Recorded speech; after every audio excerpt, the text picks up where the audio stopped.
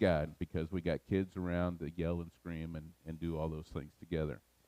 When I was a kid, um, I lived in the state of Kansas in the U.S. So if you look at a map of the U.S. and you stick your finger and you put it right in the middle of the main 48 states, that's where I lived. Okay, and it was a little town called Russell, Kansas, and Russell, Kansas was in an area that was called Tornado Alley. Can you guess why they called it Tornado Alley? Because there was a lot of tornadoes. Okay, and it was a common occurrence. You know, when I was in school, we didn't have earthquake drills like they had here. We had tornado drills, and so we had to go out into the hallway of the school, had to sit with our backs against the hallway and tuck our heads in between our knees and put our hands over it. And I remember just hating it because it was always so hot, and you had to sit there for a while. And it was kind of a scary thing. And then there was one day where we're outside playing in recess time, and we're playing basketball, and you know, I was one of those kids. Some of you are just going to find this shocking, but I was one of those kids that when the bell rang, I always had to get in my last shot or two or three or four or five or six. And, you know, always kind of being always one of the last ones in. And I wasn't the only one. I had 2 or 3 other friends that were like that too. So one afternoon, we're recess is going on. You know, there's dark clouds around and everything else, but it wasn't raining. It wasn't lightning. It wasn't thundering or anything. There was no tornado sirens. Recess bell happened, you know, everybody started headed back in, and all of a sudden there's this one teacher. She's out there, she's waving her hands like, come, hurry, you know, all this and that. And we thought, well, you know, she was one of those teachers that's always kind of doing stuff like that, so we were just kind of like, oh, whatever. So we went in, and she was just like, you guys gotta hurry, and we went into the school, and all the kids were lined up on the hallways. Some of them screaming, crying, and everything else. Guess what? There was a tornado coming. Now, it was fun for the next 30 minutes or so, because the next 30 minutes or so, there was parents coming in, grabbing their kids and trying to take them out and different things. Like, people were panicking because people were scared. Now, the good thing about it was nothing ever happened, okay? It was a false alarm. Kind of like we felt a little bit this week up here in North Taiwan, right, in Taipei. We kept expecting the typhoon to hit up here, and it hit really bad down south, but it never hit up here. Some of us were a little bit scared about what may happen. Some of us were just hoping for that 3rd day of typhoon holiday, okay? Some of you are praising Jesus because you got 2 already, and there was all kinds of different emotions. And it reminded me about being a child and being a kid. Now, growing up in Kansas, not only do you have tornadoes, but the thunderstorms were really, really bad. A couple of weeks ago, we're sitting at home, and there was a lightning strike pretty close to home, and our windows rattled. Okay? Now, that's happened once or twice that I can remember in Taiwan. I'm sure it's happened more than that. But that was, you know, you'd have thunderstorms there that the windows would rattle, you know, constantly, one after another, after another, after another, and after another. So when I was young, and I can't remember how old I was. I'm guessing I was about 5 or 6 or maybe 7 years old, and I'm guessing that because I had an older brother who was 11 years older than me, and we had bunk beds, and he was still living at home, so he hadn't gone away to college yet, so I was pretty young. And one night, I had decided I am not going to be afraid of thunderstorms anymore. I'm going to be brave. Okay? I'm not going to cry. I'm not going to do all these things. And I decided this is going to be the night I did it. Well, it was time for me to go to bed. And I don't remember what time it was. It was probably around 9 o'clock somewhere. And it was dark outside. And the house we lived in had big picture windows. Kind of like the window over there looking in there. It had windows much bigger than that, one in front and one in back. And I remember Mom telling me to go to bed, and I was going to go to bed, and when I was about to go to bed, there was a flash of lightning. Okay? Now, it wasn't close. It's kind of weird, but I'm looking at this picture window, and I saw the flash behind me. It was reflection coming out of the other picture window. Okay? And it was a long ways away. We used to do this. We used to count. 1001, 1002, 1000, from the time the lightning to the time the thunder hit, and you would know how far away it was. Well, it was really, really far away.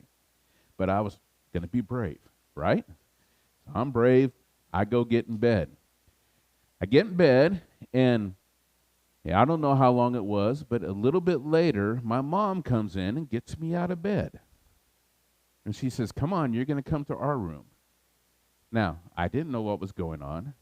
There wasn't very much thunder. There wasn't very much lightning at that time. There was a little bit, but not very much. But she took me into her room, and I got to sleep in my mom and dad's bed between mom and dad. I'm sure my dad really appreciated that. But I got to sleep there. It was a place of safety, a place of comfort. Now, I have to tell you this. I am so glad my mom came and got me. She rescued me that night. She gave me relief because that was one of the worst thunderstorms I can remember. It was so bad that my brother, who again was, probably 17, 18 years old, somewhere in there, it scared him a little bit in his room. It scared my parents. It scared my mom enough that she came and got me before the storm because they knew it was coming. And I got scared. But I got relief. And the relief was being in the safety of my mom and dad. Isn't that great? How when there are things going on and you feel like you're alone, you can be really scared, but somebody else comes along beside you, puts their arm around you, hugs you, or just is there with you and says it's okay, you feel relief. Well, that's how I felt that night. And I think that God provides us relief in Scripture. God provides us relief when we're in distress. When we're in distress, that can be because of storms. It could be because of literally, hurricanes, typhoons, tsunamis, all these other kinds of storms. It could be because of storms in life that we're dealing with people, how people treat us, what people think of us, what people do to us. It could be storms of life just simply because, you've reached a point in life where you're doing the same thing over and over every day. You're getting on the bus and going to the same job, doing the same job, and facing the same things. And you almost know before you even go to work, well, this person's going to say this to me, or this person's going to make me feel this way. This person's going to make me feel this way. Some of them good, some of them bad. It's the same job. I'm so bored of my job. Some of you are looking on, not 401. What's the job website? Yeah, some of you are looking for other jobs all the time, stuff like that, because you're just stressed out with life, and you're distressed in life. And you're thinking about how can I get over this? And how can I deal with this storm in life? And we're going to title today's sermon, we're going to call it The Morning of the Storm. And the reason I called it The Morning of the Storm, because the passage we're going to look at, David is in the middle of a storm, but there's a sense in Psalms chapter 3 that he gets up in the morning, and this is his prayer in the morning. Then if we look at Psalms chapter 4, which we'll look at next week, it's like his prayer at the end of the day. And sometimes when we're facing storms and we're getting ready for storms, we need to be prepared. And we prepare by seeking God out in our hearts. So on the morning of the storm, this is what we need to do. We need to seek God out. If you need sermon notes, they're there. I'll leave that up there for just about 15 seconds for you. You should have gotten, if you're on the line groups, you should have gotten something to get a link to it, or you can go to YouVersion and look up the notes yourself, okay? And just search for us and you'll find the notes. But we're talking about the storms of life and how storms affect us and what storms do to us. And one of the things that happens, again, as I said, is as we're in the middle of those storms and we're looking at those storms, we want relief. Boss has shared at the beginning today how last week was kind of tough for her and kind of rough for her. And she sought out relief. You know how she sought out relief? She asked us to pray for her. She shared that with other people, and we prayed for her. And she got some relief. Not from us. Who did she get relief from? From God, right? That's who she got relief from. And then Dave, in this story in Psalms chapter 3 that we're going to look at, we find David in a moment of distress. But I want to go to verse 4 or chapter 4, verse 1, because I love this verse, because this is actually the verse that prompted me to preach about all this. In this verse, David is praying, and he says, God, answer me when I call to you. Now, that almost sounds like you're kind of demanding God to do something. Well, he is a little bit. He's saying, God, I'm seeking you out. I'm looking for you. I want to connect to you. Answer me when I call to you. My righteous God, give me relief from my distress. Have mercy on me and hear my prayer. See, David is saying, I can't do anything myself. There's nothing I could possibly do. So help me, God. See my distress. Help me get out of this. Help me to find the way. Help show me the way. Hear my prayers about this. So how do we go about doing that? Well, let's go back to chapter 3, and let's look at chapter 3. I love what this says about these two chapters. It said, God loves us so much, he gives us a liberty to dump raw emotions of our hearts into his holy, ultimate throne. And this is from one of my commentaries. And I love that God is, sometimes we kind of treat God like, well, God is so holy, God is so special, and he is. Holy, holy, holy. You can't get any holier than that. And sometimes we're afraid to approach God with what's really on our hearts and souls and to bear our hearts and souls to God because we're afraid of what God may respond. But God says, bring it to me. See, he's such a big God, he can handle it. He can handle anything you throw at him. Not only does he know it already, but he can handle it, and he's there for you. So, a couple other verses. Look at Hebrews chapter 4, verses 15 and 16. It says, his high priest understands our weaknesses. Jesus knows. For he faced all the same testings we did, yet he did not sin. Look what it says there. So let us come boldly to the throne of our gracious God. There is nothing that you cannot take to God. God, I really hate this person. God's not going to go, strike you with lightning. He's going to go, okay, tell me about it. Share with me what's going on. And then the Holy Spirit's also going to say, what are you supposed to do with your enemies? I don't want to think about that. God will do that in your life. But God says, share it with me. And the reason he wants you to share is because he wants you to set you on a correct path and help you to receive all these. It says, we will what? There we will receive his mercy, and we'll find grace to help us when we need it the most. That means if I share something like I hate this person, and God comes back to me and says, you're supposed to love your enemies, God also says, let me help you find that way. If you seek me out, I would truly help you do that. Kind of fun, kind of interesting. All right, so Psalms 3 and 4 models to us how to go before God. All right, so when you're telling God about your misery, there are about 4 or 5 things we can do, and some of them got some subpoints, so just hang on with me. So the first one, it says when we're oppressed by our enemies. So now, Psalms chapter 3, to give you the detailed background of it, this is King David. King David has been king for a long time. His son Absalom has grown up. His son Absalom is now a full man. His son Absalom wants to be king and actually has overthrown David and the kingdom. He had a coup, and he got a couple of David's advisors to follow him, got some of the generals to follow him, and he crowned himself king and displaced David as king. David, therefore, had to flee Jerusalem for his life because Absalom wasn't just happy with being the king. Absalom then wanted to kill David because you get rid of the David, then it secures my kingdom a little bit. So David's fleeing. Absalom's chasing him. Absalom's trying to find him, to catch him. Now, there are people with David. There are some of his advisors that join him. There are some of the military that join him. Jonathan's son, joins him as well. But David sends him back because he's crippled in his feet, and it's really hard for him to go with him as they travel. So he sends him back and says, it's okay. I still know your loyalty is to me, but you stay with Absalom, okay? So all these things happen. So David's out there. He's being oppressed by his enemies. His enemies are saying things about him, not nice things about him. We're going to look at that in verse 2. And they are all against him. And David is feeling a little bit miserable. He's feeling a little bit distressed. He's feeling like, hey, everything is falling apart with me right now.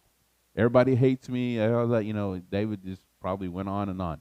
So here's what he did. He prayed, Lord, I have so many enemies. Okay? So many are against me.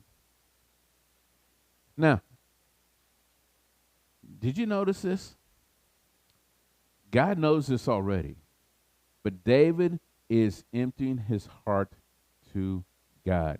I have so many enemies. He has friends who oppress him. Look at this next verse. So many are saying. Now, who are those many? Those are his advisors, his generals, his friends, other people that stayed there in Jerusalem that supported Absalom in becoming king. They're saying God will never rescue him. Okay? Basically what they're saying is God is through with you, David. So they're making accusations against him. They're saying bad things against him. And so we got those two things that we tell God about our misery when we think that we're being oppressed by our enemies, when we think that our friends have abandoned us or opposed us, and that nobody else is there. We share those type of things with God. Look at 2 Samuel 15:13. It says, a messenger soon arrived from Jerusalem to tell David, all Israel has joined Absalom in conspiracy against you. And this is why David thought, everybody's against me. Okay?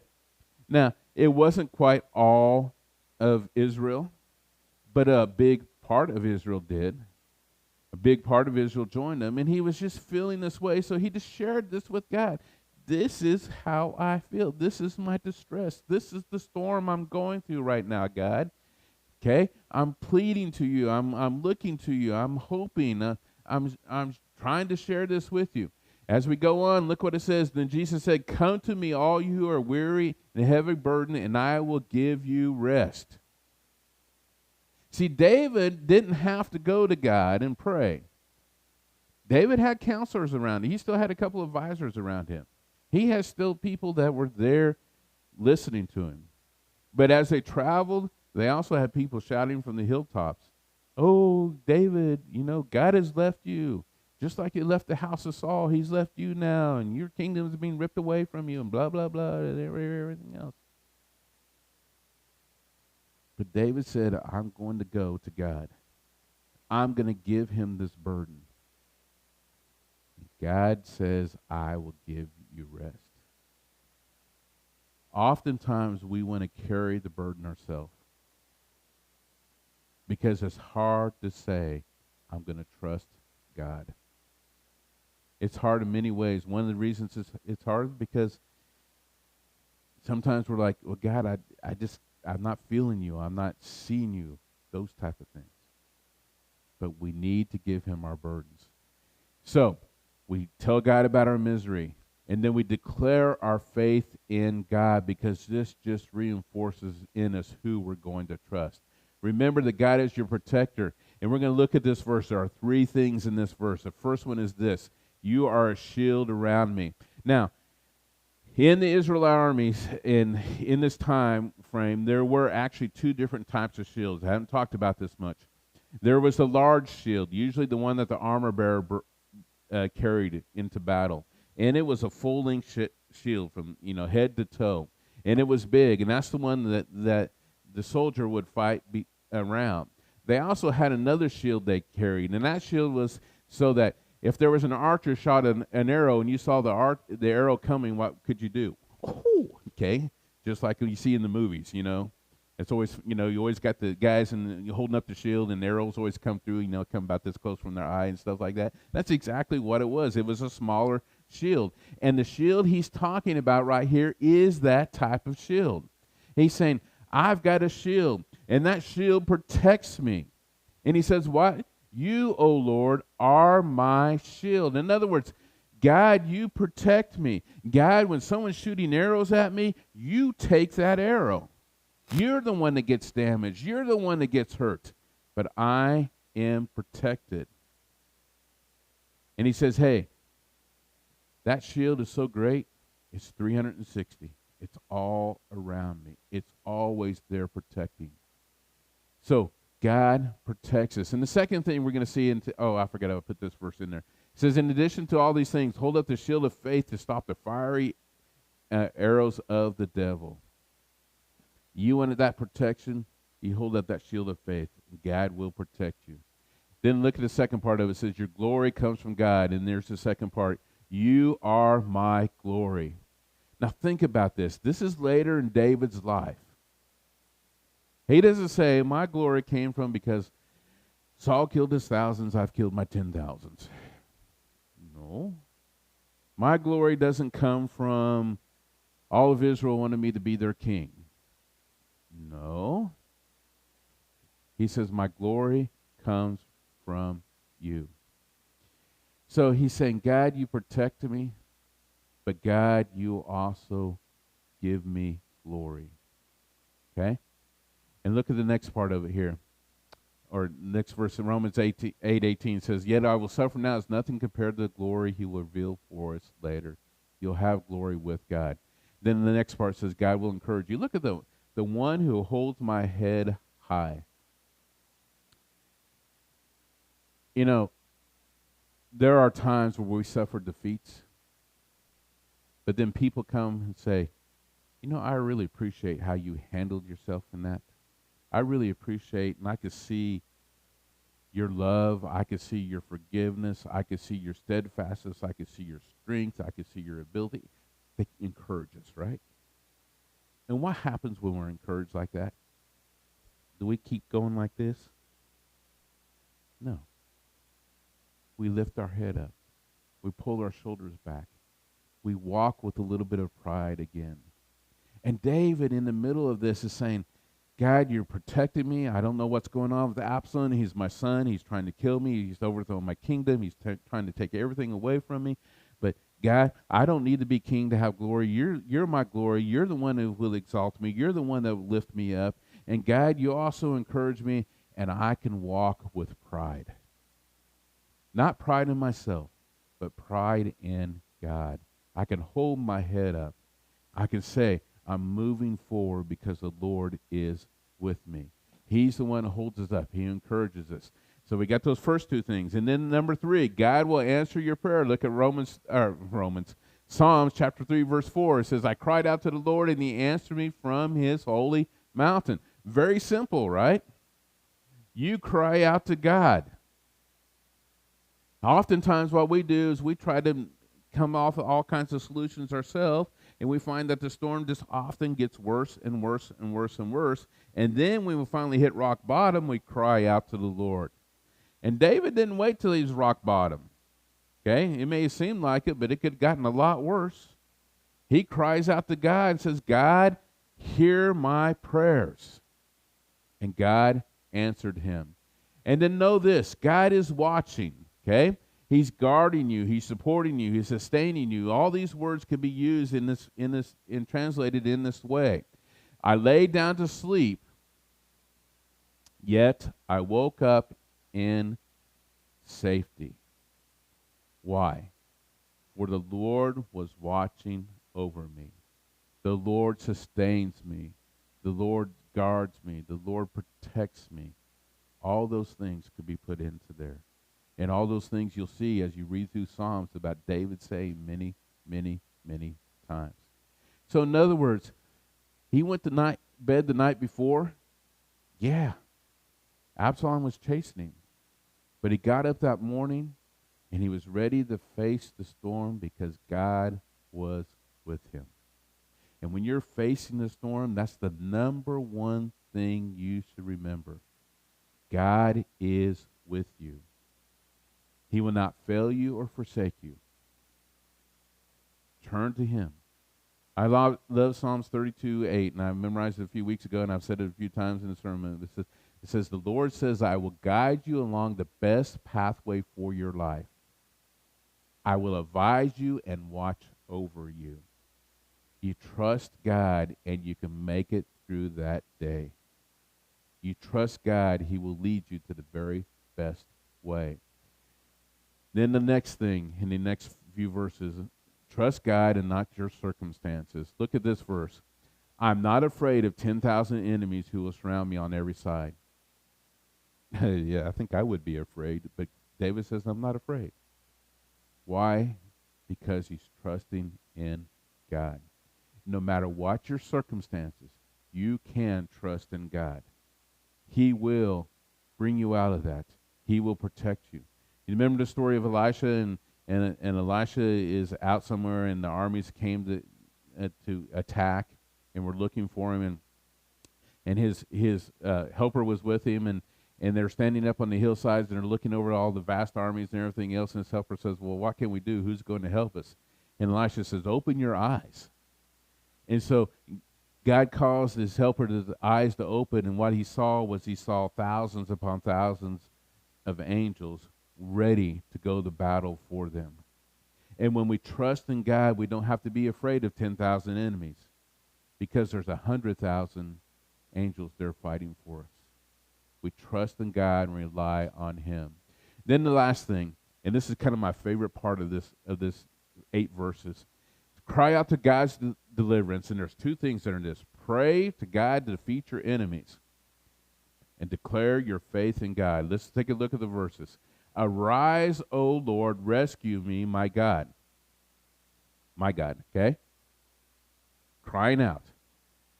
I like what he says. Look what it says. Slap. Okay? Boom. Okay? How many times you feel like that? How many times you'd like to, slap somebody upside the head? David is praying for God to slap somebody up the head. Now, this is what I like about this, because normally nowadays we teach about how you need love and patience and grace and everything else, which is true, right? But David's praying, David, the man after God's own heart, is praying that God destroys his enemies. And I'm telling you right now, it's okay for you to pray that. Now here's the thing. Did David go destroy his enemies? Who did he trust to destroy his enemies? He trusted God. Slap all my enemies in the face. Okay? Not only that, but shatter the teeth of the wicked. Make them ugly. Make them look bad, okay? All these things. Maybe I don't want to offend anybody, but if you don't have your teeth, you're not exactly the prettiest looking person, especially if you only have one tooth, right? And he's saying, hey, destroy my enemies. And it's okay for you to pray that. And it's okay for you to pray that, but you turn it to God. You give it to God. Okay? You let God handle it. You let God deal with it. Remember, David never attacked Saul because Saul was God's anointed. And David said, it doesn't matter how much Saul is trying to kill me, I will allow God to work. God will make sure things happen when they should happen. Shatter the teeth of the wicked. Victory comes from you, O Lord.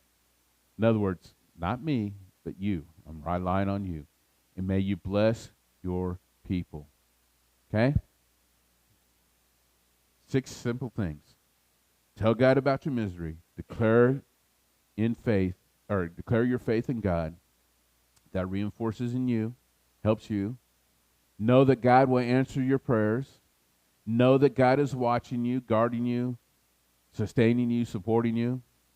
Trust God in your circumstances. Don't feel like you have to come up with the solutions, but seek God out for those solutions. Let him guide you along the way, and cry out for God's deliverance. And you could even cry out and say, God, destroy my enemies. And then trust God to do that. See, this is how we can face the storm.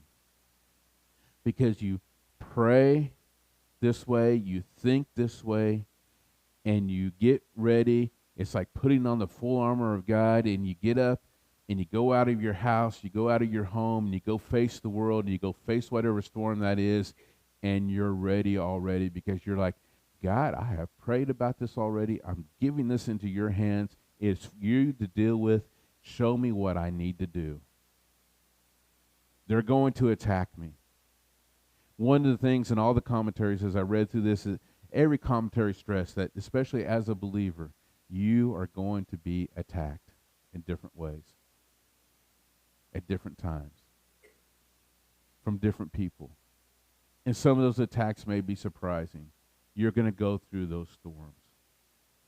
But David turned to God, and David said, help me. When I get up, I know that God will sustain me, that God has watched over me. And we can take that same attitude too. One more verse for you. Colossians chapter 3, verse 15 says this, that the peace that comes from Christ rule in your hearts. For as member of one body, you're called to live in peace and always be thankful. And the reason I put this verse in here is because here's what I think Paul is saying. Paul is saying, hey, there is going to be storms in your life. There's going to be distress. There's going to be troubles. But focus on God and peace. And you get peace by talking to God about it. Sharing the thoughts that are in your hearts. Sharing your ideas. Don't worry about if they're right or not. God will help you with that. But you share them to him. David prayed for God to slap his enemies in his face, to break their teeth. Who was his enemy he was talking about at this time? It was Absalom, his son. That was hard for David to do. It was so hard for David to do that later in the story, as you read through 2 Samuel, one of the things you'll find is you'll find the tides shift. And the tides shifted because one of David's advisors actually stayed on to advise Samuel and kept giving counter advice to all the, or not Samuel, kept Absalom, and kept giving counter advice to all the good advice he was getting. And so he kind of made things messed up. And eventually David comes back into power, and Absalom's still alive, and the forces are chasing Absalom, and David says, don't kill him, don't kill him, don't kill him. Now Absalom ends up dying. And David was heartbroken by it because it was his son. Realize when you pray, bad things may happen, especially if you're praying about a person. I have a friend let's just call it a friend. I have a friend, because they were our friend, but it's actually relatives, but I have a person that I know that several years ago, they were going through a lot of things in their life. There was some very bad sicknesses, some cancer in the family, things like that. The pastor of their church was just, there's some weird things going on, and part of it was he was saying that the cancer that was there was because of their sin in their life, and they hadn't made themselves holy, so therefore that's why God was punishing them, all this. And they didn't believe any of that. And as they started going through it, and their family started going through things, and they started realizing things, they started seeing how this pastor was not leading the godly life and was not leading them in a good way. And they prayed that God would deal with him. And guess what happened? He died 2 years later. Now, this relative of mine told me one time she felt really guilty about that. Felt like it was because of her prayer. Was it because of her prayer? No, I think it was God's will. But she did pray that. And maybe God said to this person, I'm trying to get through to you. You're not listening. It's time for you to go home. Because God does do that. So be careful what you pray.